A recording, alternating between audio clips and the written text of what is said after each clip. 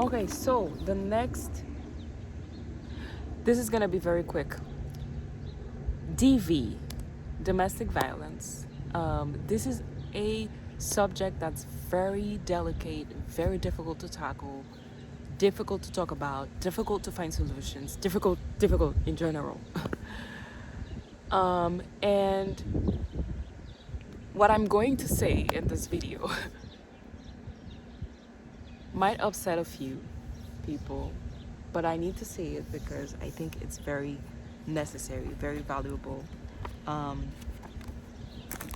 so, I know in our society right now, we often focus on the part that men have to do, like what men need to do to for this whole matter to improve, for abuse to disappear, for you know, it's all about toxic masculinity nowadays. And I think the problem is much deeper than that. And it's not just men, right? It's something, DV goes beyond gender, even if it's more prominent coming from men, more frequent at least. But I want to say we have to work on, we have to work with men, right? Educate men better in certain aspects regarding certain things, how to treat and not treat women, how to, this kind of things. But it is also necessary. And I'd go as far to say that it's as important as teaching men, and it's to teach people, men and women, mostly women, since we're the most affected. Sorry, my English. But we're very affected by this. So I think we should put a focus on women in that sense, but it's something that everybody needs, all kinds of people, young, old, black, white, okay, whatever your ethnicity, whatever your nationality, your age, your skin color, your interest, wherever you live, etc. This is something that we all need, whether you're a man or woman. It doesn't matter. It is to learn about danger, to detect danger. To detect danger is as important as teaching the person who commits the act to stop acting. So, why do I say that? It's because we often overlook signs of danger and we put ourselves at risk. And this makes people, perpetrators, criminals, etc., have a bigger advantage on us. We make ourselves into easy prey because we don't know what to avoid and what not to avoid. And it's very difficult because in our society, many signs of danger are actually promoted as good, or actually described as something that's desirable, something that's cool, something that's interesting, something that's luxurious, something, you know what I mean? So it's difficult to see these things as a sign of danger when everybody accepts it as normal. It becomes the norm. But I think this is what part of my work will be, and it's to break down and see this sign of dangers. So this is why in the previous video, in another video, I talked about the gift of fear and the anatomy of evil and creative aggression and your perfect right and so many other things. Because these books give us the tools to perceive, to see clearly, to not let the noise of the world tell us what we should accept and should not accept. We then start to be grounded on reality and learn to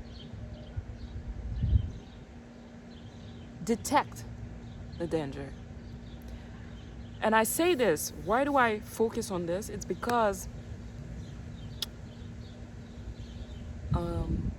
I had an experience with a bad boy.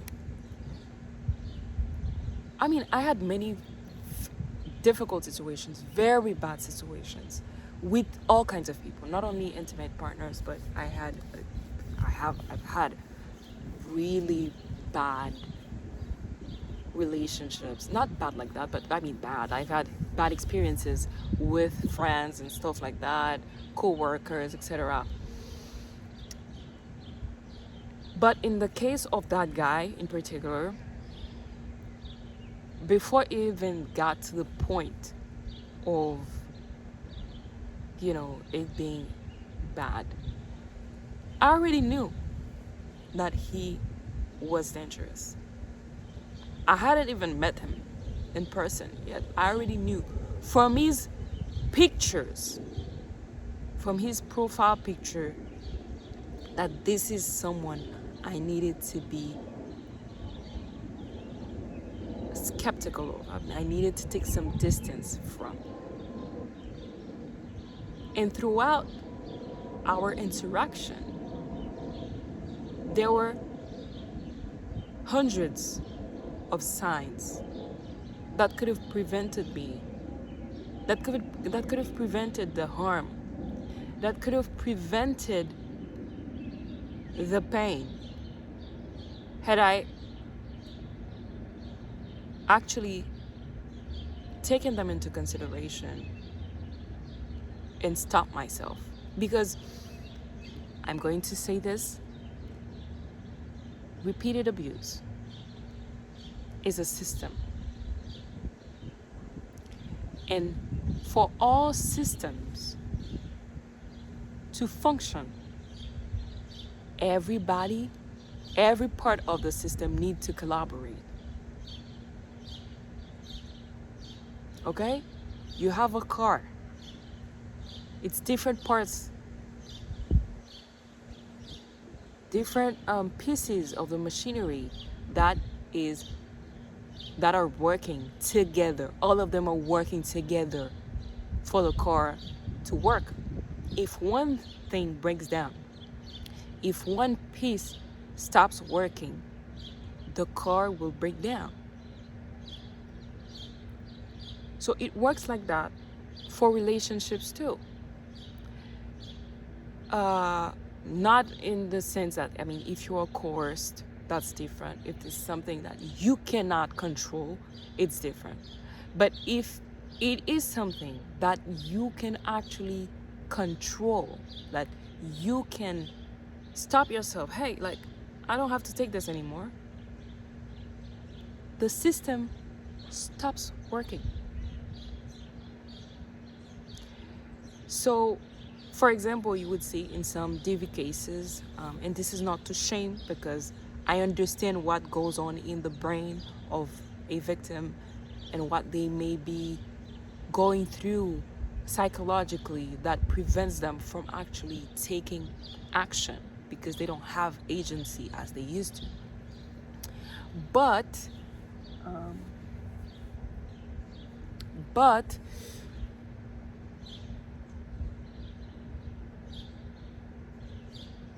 you still participate. I participated. You know what I mean? I participated.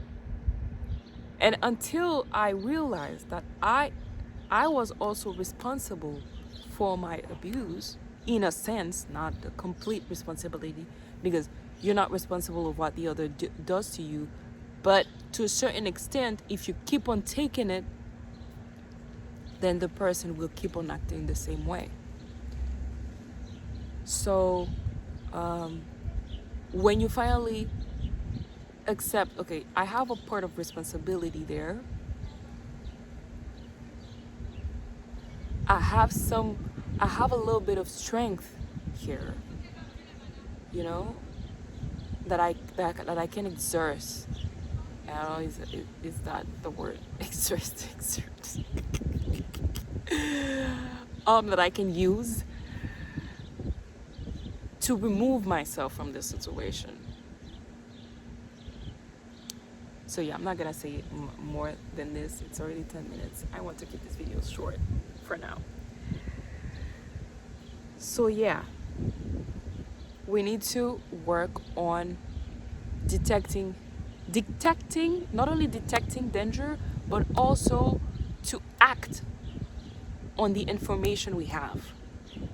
If in your gut, right, you know that you feel like this person is not it, there's something off with that person, that's a lot of information. And if you pick on little details, little cues that tell you you cannot trust this person, be skeptical. Allow yourself to be free. Allow yourself to trust what your intuition is giving you, what your human experience is giving you, because you've lived 10, 20, 30 years, 40 years on earth, gathering information from all kinds of situations, your life experiences, what you've heard people say, what you watch on TV, what you read, everything. This is when you get in your intuition, or you get an impression from someone, from something, it's because there's something from all the information that you have gathered throughout your life is telling you, hey, pay attention.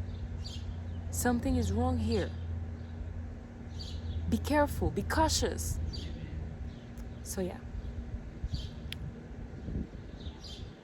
we need to focus on that, on detecting danger. Because I'm sure if we told our girls, hey, listen, if you see that someone is telling you this and that, be careful. If you see that someone is trying to isolate you from your family or from the people that you love, be careful. If you see that someone is insisting too much and they can't take a no, be careful. You know, there are many things on a daily basis that show us what we need to avoid. Had I listened to my intuition, had I listened to all the information that I had, that I analyzed and I knew were true, I would have prevented so much hurt. I would have avoided so much drama, you know? And this is not to say that this experience was not beneficial to me in a certain way, because I've learned a great deal. Yo aprendí a la mala. I've learned a great deal. And it also changed the person. It also made me to the person I am today. Like so many, and it prepared me. That's the most important thing. It prepared me for other situations that were maybe even more difficult to tackle, to manage. So I'm not here to say that bad experiences are not, don't serve a purpose. I think they do. But it's just to say, there are certain things we can avoid. Not everything, obviously. Like if someone attacks you out of nowhere, like you can't control other people's behavior, but you can control yours. And there are certain things you can't not do, obviously, but in the cases that you can act, you can do, this is what we should focus on. All right, bye.